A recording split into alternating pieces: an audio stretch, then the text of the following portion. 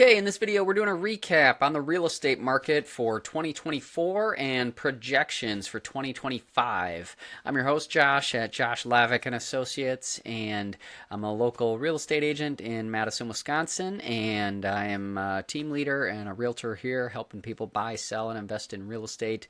Our mission is to focus on trying to provide a better real estate experience, and one of the ways we do that is by providing more knowledge and insight about what's happening in the market. So, wanted to put this video together and share a number of things, both from a macro global perspective, from the entire National Association of Realtors, and then from there also zoom in just on the Madison area. So, wanted to share a few insights from a presentation. This is from our chief economist at the National Association of Realtors, Lawrence Yoon, and he had put this together in December of 2024, and I thought there was some really good insights here, and I really wanted to share them with you guys. So, you may have seen in some headlines, right, that we're in this housing crisis, right? There's housing, both affordability and inventory issues, right? So the question you might be seeing in headlines is, can the U.S. climb out of this unprecedented housing crisis? Well, that is the question on many people's minds, and I hope to address some of those answers in this video today. So let's talk about household equity. One of the things we've seen in the last,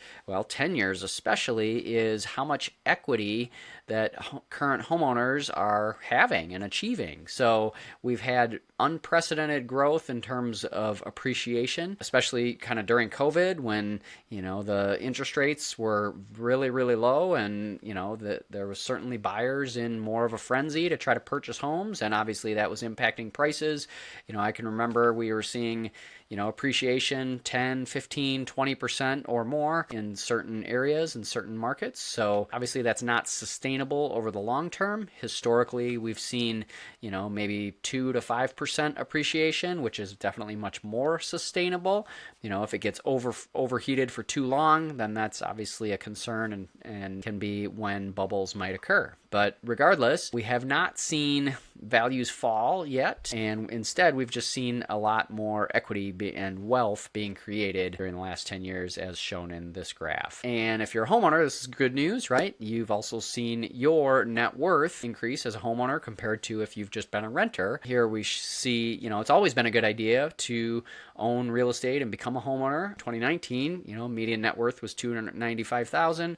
Now 2024 estimates are median net worth up to $415,000. So it's dramatically higher, just in the last 5 years to become a homeowner. So again, still reinforcing that decision. I guess if you choose to become a homeowner, it's certainly good financially for you. However, for some people, being a renter, depending on if you're only in your home for a short period of time, or you travel a lot, or you're just visiting for a little bit of time, maybe homeownership isn't the right decision all the time. So, take this with a grain of salt. But if you're going to be in an area for a number of years, absolutely it is a way to build wealth and improve your net worth over time. So what else? We've also seen this increase according to age groups, right? Which you can likely guess, right? If people are under the age of 35, for example, maybe their net worth isn't as much, but those are maybe the higher renting groups, and they're maybe a little bit more traveling around and not as settled. But as people age a little bit more and they become a little bit more settled, also as they advance in their careers, tend to see also the median net worth tends to increase and then kind of peaking in that 65 to 74 price range. The other thing that I've also heard some people talk about is, is this time just like the last recession, right? Are we going to see this wave of foreclosures happening?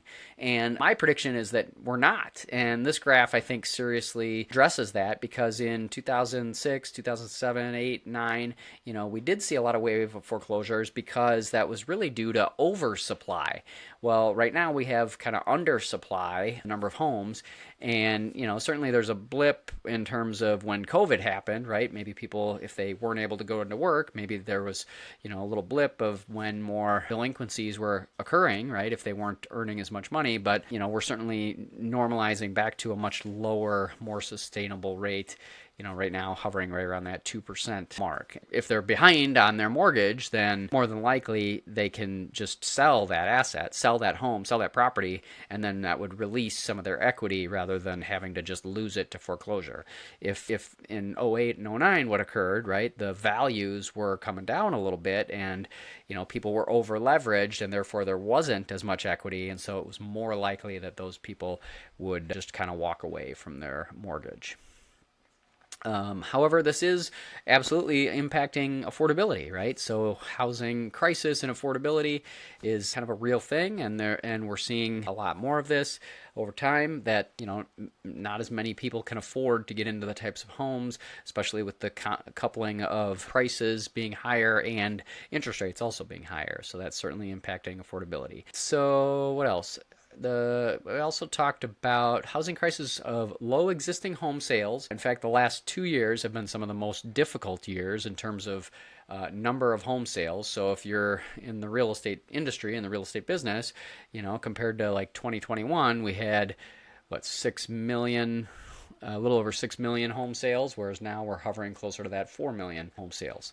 So not as many home sales have been occurring. But, as we trend over time, markets will always seek equilibrium. So I would anticipate, we've had 2 difficult years, and my projection would be, 2025, maybe that would increase a little bit more than 2023 and 2024.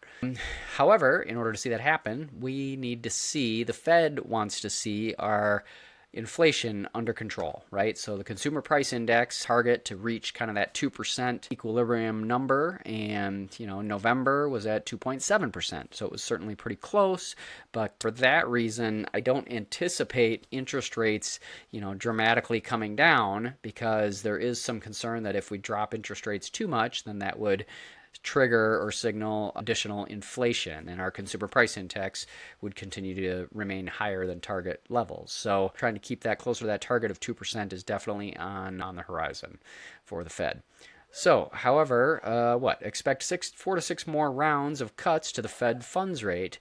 However, mortgage rates may not fall. So this is the prediction, NAR forecast of Freddie Mac mortgage rates. So here is kind of where we are, December, January, where the red line is. And so according to this, that being kind of that red line where we saw, interest rates dipped at their low point just under 3%, and then they kind of climb back up. The projection is kind of still hovering right around that 6% mark for most of the year, throughout the rest of 2025 and maybe even into 2026. That's the prediction, again, coming from the National Association of Realtors based on where we're at. Part of another problem that we've noticed is our national debt is, significantly higher than it has been ever in the past. And, regardless of who is in office, whether it's Democrat or Republican, this is a reality that now the Trump administration is going to have to address here at some point, right? At some point, we can't just continue to spend as much as we have been, because our national debt is just getting pretty out of control. And so something is going to have to be done to sort of curb that spending. So we'll see how that plays out the rest of the year, but it is definitely something that's happening, and it's been happening for the last 10 years. So something's going to have to happen there. What else? There's also gold price. So this gold has historically been an asset that people can place some of their investable income, and we've seen gold prices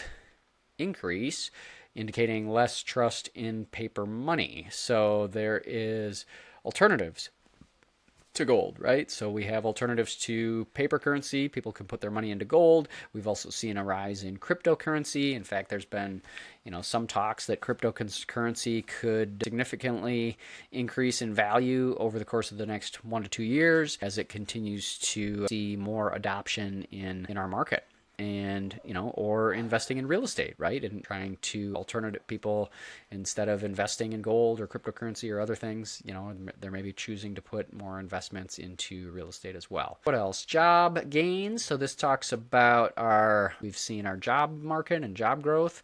And many of these green states, you can see, over 10% job growth in some of those hot markets of Florida, Texas, Nevada, Utah, Montana, Idaho, and really seeing job growth come back to much higher levels than during pre-COVID era, where there was record high unemployment levels. So the forecast for home sales, ultimately this report shows and indicates that the worst is probably over. So we saw certainly existing home sales during COVID 2021 to 2022, where they were much higher, was 15, 20, 25% more than the previous year.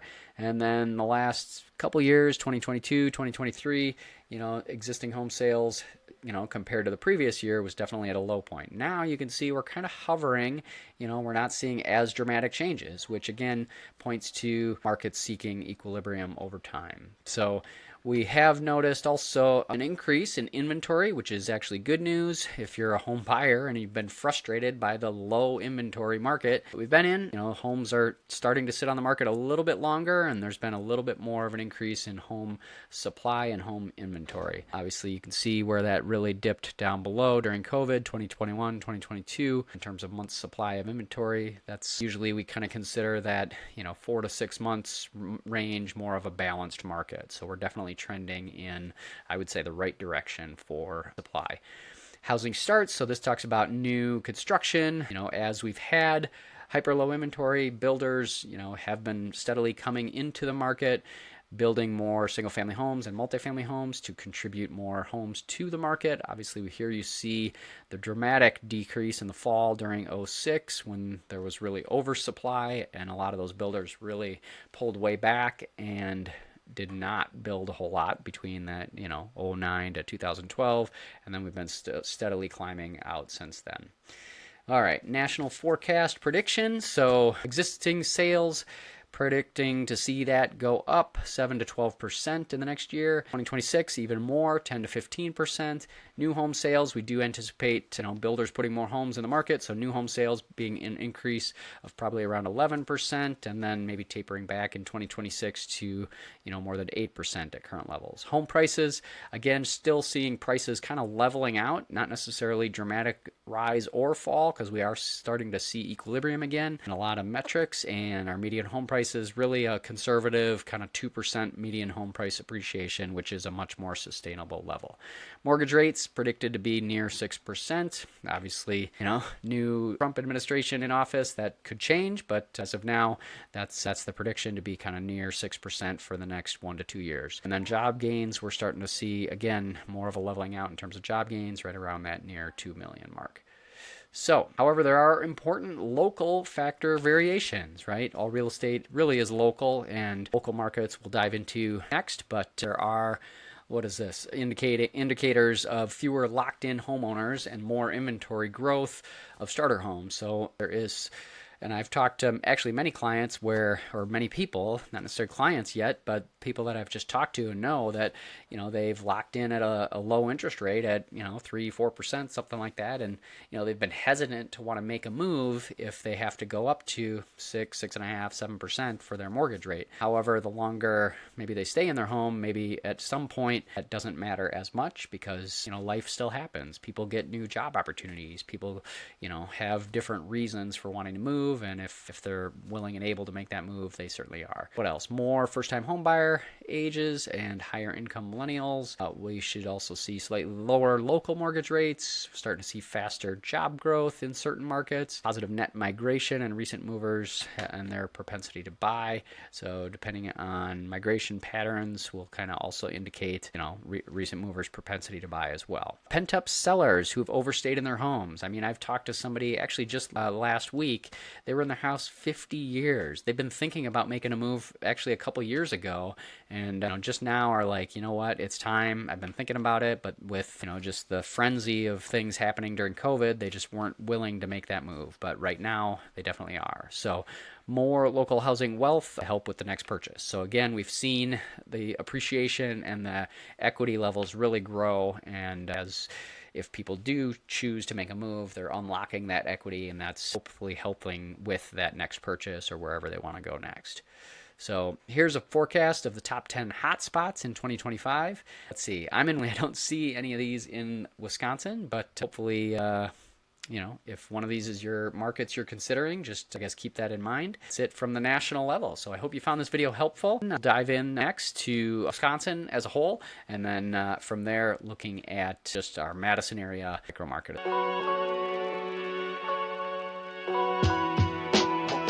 Okay, so I just wanted to highlight a few things from the National Association of Realtors. They do a survey every year of the profile of home buyers and sellers, and they take a huge survey from previous people that had purchased or sold property in the last year, and then out of that publish this report. I look at it almost every year. I think there's always a lot of really interesting insight in the report, and just wanted to highlight a few key things that they found in that report. And one of them, first of all, is that first-time buyers are struggling, and that makes sense, right? First-time buyers, they now make up 24% of the market, and this is an all-time low.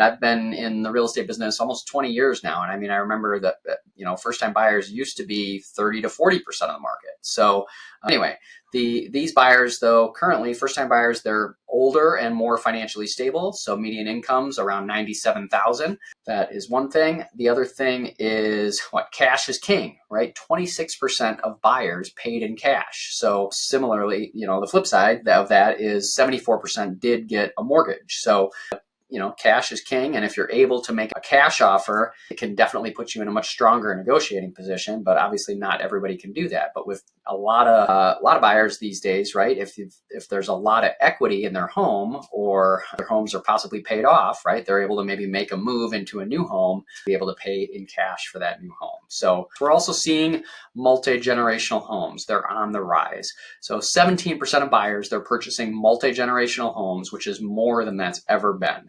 So why is that, right? We've got usually aging parents, adult children, and this is kind of a growing trend that we're starting to see in the market. In fact, I have a listing available right now that the seller was planning this major addition to build it into exactly that, into this multi-generational home. And so it's, kind of built out similar to like a duplex where you've got, the parents on one side and then the kids and grandkids on the other side. So we're seeing more of those.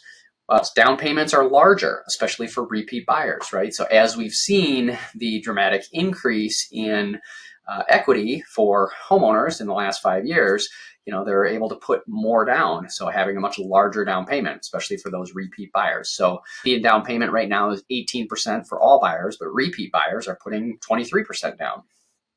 First-time buyers, though, of course, they're struggling with just 9% down. And of course, you can get into conventional loan with only like 5% down, FHA 3.5% down, or VA if you're able to qualify for that, or rural development loan, though there's still actually no money down programs that are still available in today's market. What else are we seeing? So the other thing out of the report is that realtors are more essential than ever. In fact, 86% of buyers worked with a real estate agent more than any other source of information, and 88% of their clients would recommend their agent to others, which is a clear indicator that the expertise of a realtor is definitely in high demand.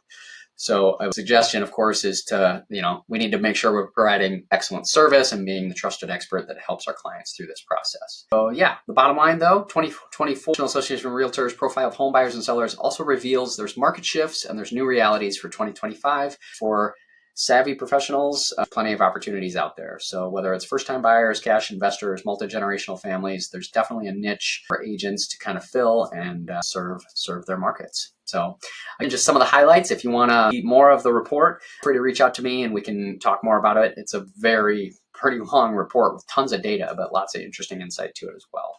So I hope you found this interesting and helpful.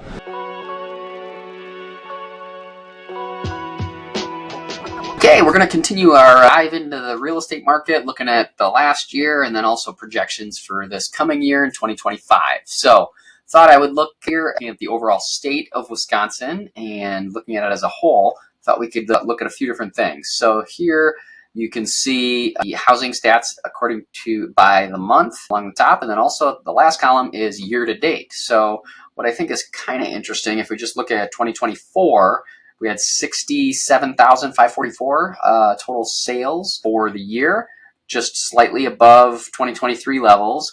but obviously not anywhere near. We peaked in 2021 at 91,000. We're also still, closer to 2012, 2013, and then, if we look back at 08, 09, and 2010, those were certainly much lower number of sales for those years, obviously during that last recession. So we're not quite those levels in the 40,000 range, still kind of hovering in that 60, 64, 67,000 range. And I do anticipate it being probably slightly higher again for 2025.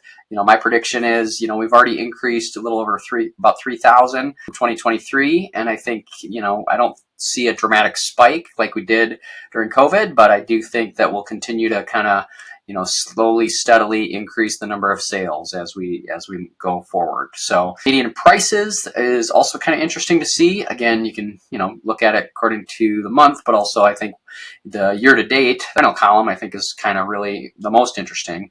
Again, this is where we see, our median home price across the state was at 285,000 in 2023, 2024 up to 310,000. So again, not necessarily seeing a fall in prices, even though we did obviously see the rise in interest rates, but there's still, adequate demand out there for the number of homes that are available and that are selling. So I think that we'll continue to see. My prediction would be maybe a slight increase in price, but not probably anything too dramatic is my prediction for 2025. Let's see, looking at median price annual comparison.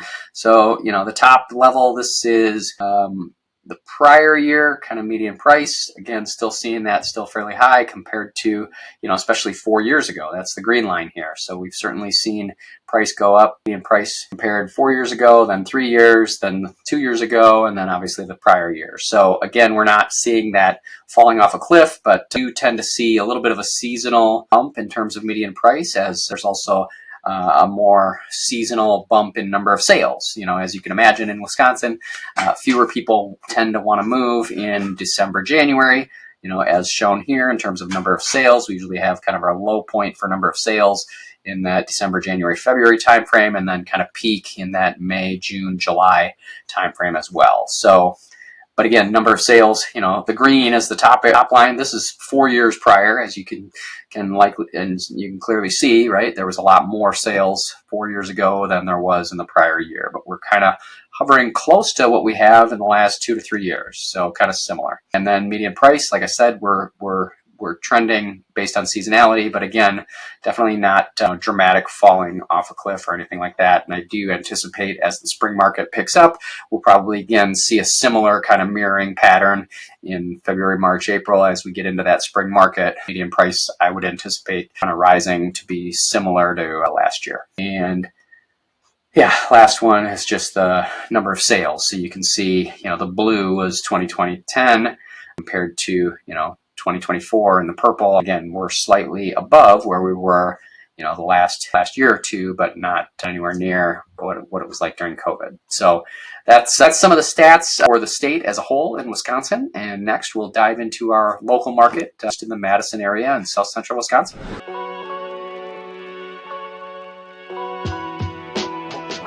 Okay, we're going to dial in a little bit closer now into our local market. Again, I'm in the Madison area and looking at just south central Wisconsin, and we can kind of see a couple different things that I think are kind of interesting is as I dial in, you can see, median sale price. So as we get closer to the blue and purple, tends to show where median sale prices are much higher, closer to 505 and 450 and 410 versus, maybe just in the outskirts, right? So if you want to go a little further north, median sale price only 98,000. So in that closer to those orange markets. So as you get closer to, the Madison area or Milwaukee area, Chicago, Racine, that type of thing, definitely we see prices tend to rise in this area relative to other parts of the state of Wisconsin. From there, I think it's helpful, again, to dial into Dane County, which is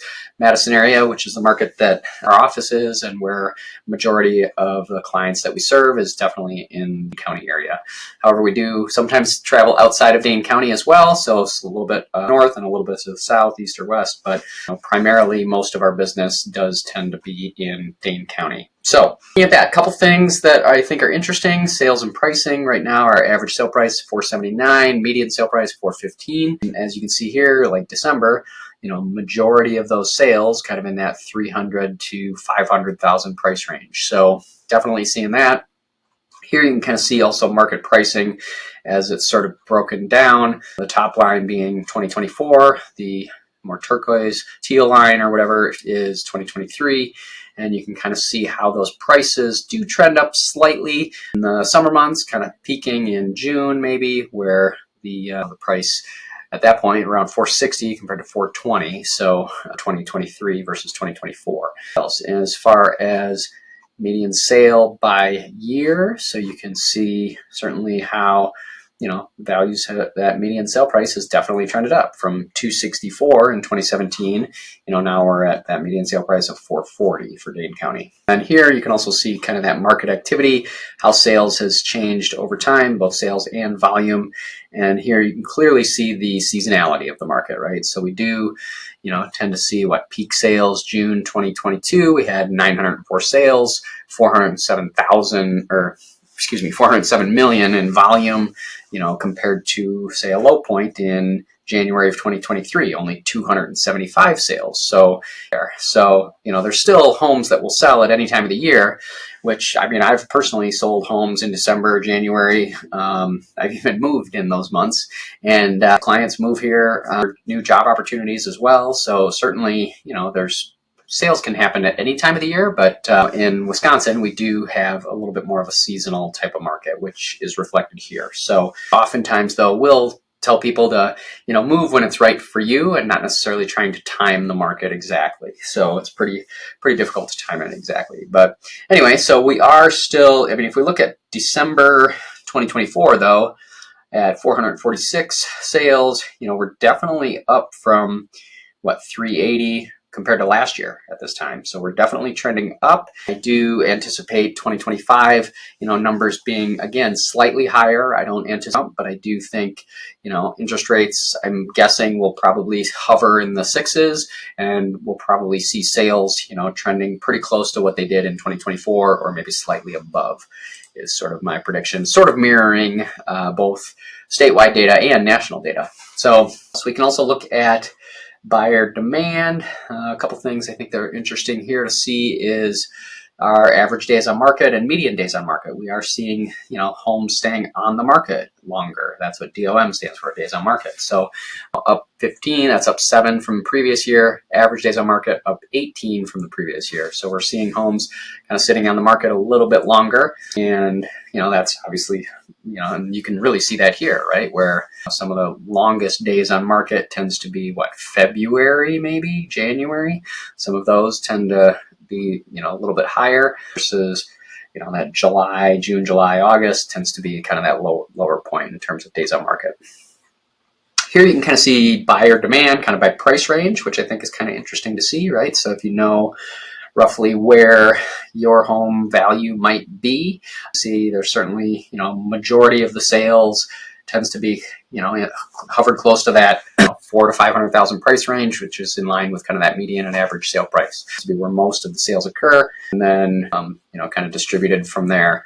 So what else? Other days on market that are a little bit higher, the million plus range. So as you can imagine that, the luxury home market, there's, just fewer potential buyers, and sometimes, those homes do take a little bit longer to find the right potential buyer. So it's just something that I've experienced as well on selling luxury homes as well.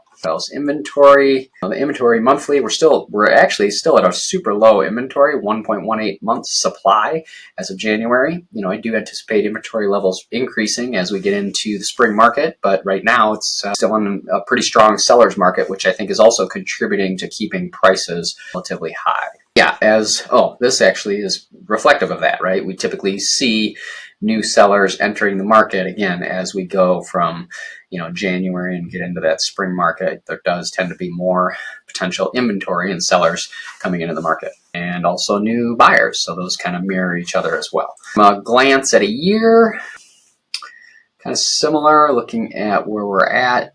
Too much different from some of the data we just went over, but here you can clearly see the median sale price, how it's definitely gone up since 2015, right? And we've seen, from 249, 262, 280, 300, it's steadily gone up. So we're down. So yeah, 2024 was kind of actually a peak point, right now, and it's still early 2025. The rest of this month and this year, how it plays out, but it would be, my prediction is that the prices will tend to see a leveling out in terms of prices and that type of thing. Demand and inventory.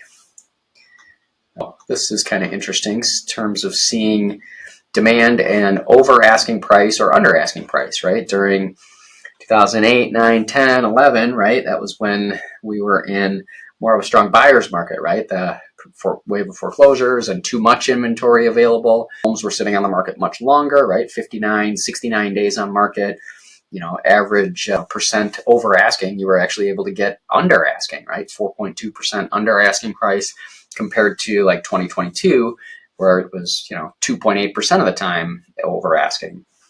Or excuse me, 2.8% over asking was kind of the average versus the, and then kind of 6 was the median days on market. We have seen here, days on market has trended up a little bit in 2024, and we're not seeing as much going over asking, right? And I've experienced this too. I've had some clients recently that, I've really noticed how it hits the market. And if it comes on the market and it's clearly underpriced, those are the properties I've seen where they tend to get multiple offers and the price gets bid up over asking anyway.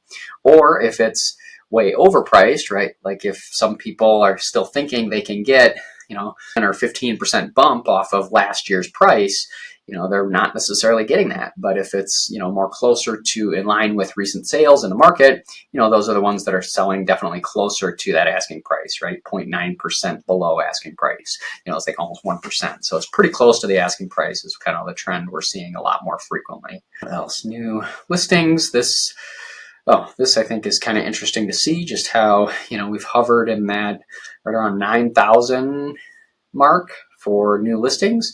And then 2022, 2023, boom, kind of dropped off as interest rates rose and demand kind of people started holding back a little bit more. 2024 was higher, right? 73, 72. I do anticipate 2025 being even, again, at or slightly above as we get closer to where, it was maybe just over 9,000 or so new listings. So I think we'll be somewhere, between that, maybe 9,000, maybe closer to 8,000 would be probably my prediction for number of new listings in the market. And new pendings, this is where you kind of see that mirroring the number of new listings as they come on the market. If it's priced well, then oftentimes those properties do end up selling. If it's not, one thing we do know for sure is homes that are way overpriced, they don't sell. Those are the ones that sit on the market super long, and they can definitely skew some of the averages and days on market and that type of thing. So yeah, these are, and then this just breaks it down by the week for sales and inventory. A lot of those are pretty similar.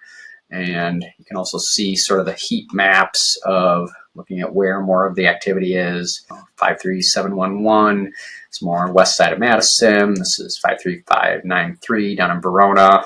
In terms of new listings, that's where a lot more of the new inventory is located. We're also seeing a lot of new construction in those areas, so in that Verona area for sure. So that's where we're starting to see more of that new inventory. And then this kind of shows prices as well. 53715 being kind of that highest median sale price, 53597 as well. So again, not many sales, only 5 sales impacting that. So yeah, that's a little bit on our local market. Again, I think it really is mirroring a lot of what we're seeing both statewide and nationally. And so I hope you found this helpful as we went and did a deeper dive on our local Madison area market. Obviously, all homes are unique and properties are unique, and there are exceptions to all these rules, but these trends can help us kind of predict and indicate what we're likely to see in 2025. So if you're curious about your specific property and want to know more about the market in your neighborhood and kind of what's happening and maybe what some predictions might be for the coming market, obviously feel free to reach out to our team. Members will reach back out and we can set up a time to talk a little bit further about your situation. Hope you enjoyed this video. Have a great day.